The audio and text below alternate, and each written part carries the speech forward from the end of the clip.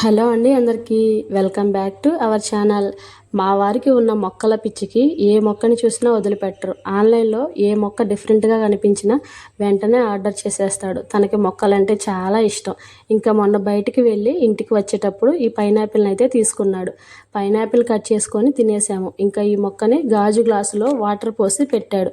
2 డేస్కి ఒకసారి water change చేస్తూ ఉన్నాము. ఇంకా తర్వాత చిన్న చిన్నగా వేర్లు రావడం అయితే స్టార్ట్ అయ్యాయి. ఈ మొక్కకి వేర్లు వస్తుంటే మా వారు ఏదో సాధించినంత హ్యాపీగా ఫీల్ అయ్యాడు. ఇంకా వేర్లు పెద్దవడానికి 10 డేస్ వరకు పట్టింది. 10 డేస్ తర్వాత ఇలా వేర్లు అయితే పెద్దగా అయ్యాయి.